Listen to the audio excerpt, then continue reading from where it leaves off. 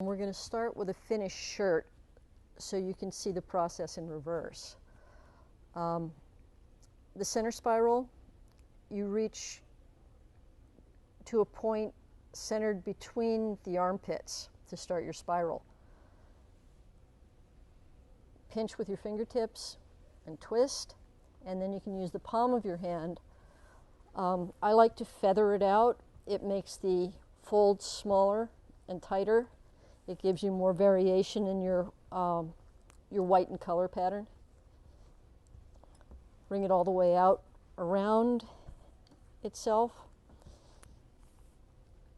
The tighter you make it, the less dye penetration on a wet shirt, so you'll get more white.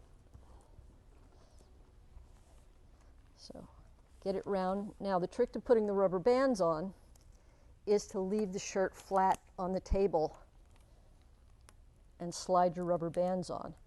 That's why you need a slippery surface.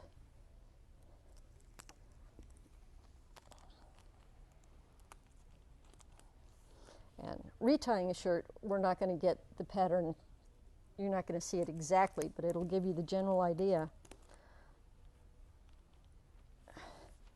So when we dye this spiral, when we dye the white shirt, the dye goes on in wedges like pizza slices.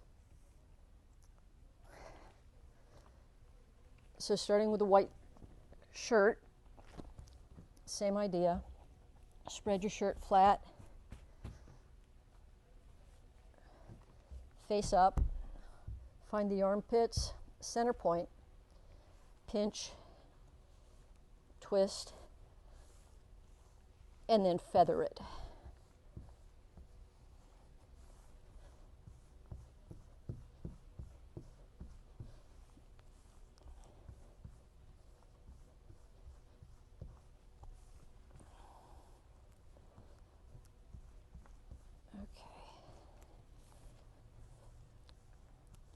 And this takes a while to get your technique down on the feathering. There we go. Again, the rubber bands go on. Slide them across the table and put them on. You don't have to pick up the fabric to put the rubber bands on. It's better if you don't. It maintains its shape.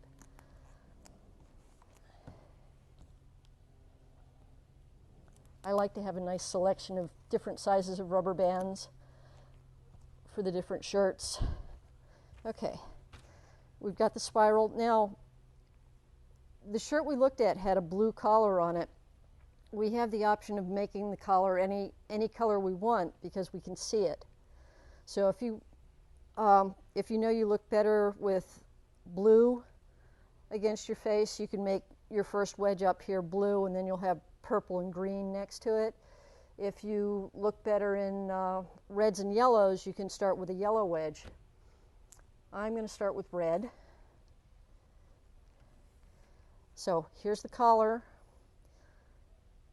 When you apply your dyes, it's best to turn the bottle completely upside down, go into the center, and you don't need a lot of dye because we're going to be doing the same thing on the back side. Okay, red. I like to go rainbow colors around.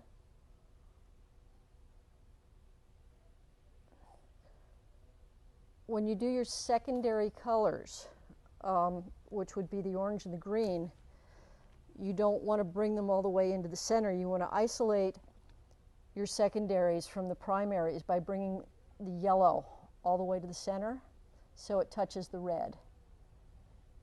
Now, there we go.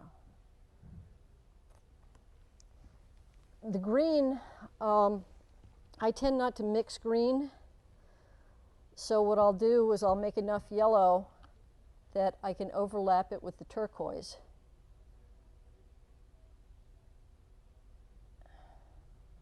And that'll create my green. Okay. And the die kit comes with magenta yellow, and turquoise. And you see I'm using 5 bottles of dyes. So I've taken the magenta and the turquoise to make my purple. And you know, it's no specific mix. It's whatever color purple you like. And I do the red and the yellow to make the orange. Okay, once you've got one side dyed, flip it over. And you're putting the same colors at the same place on the opposite side. Now, a lot of people are tempted to use the rubber bands as a guide. I try not to do that.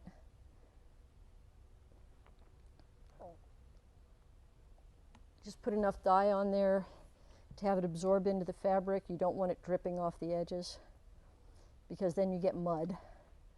Your colors get mudded.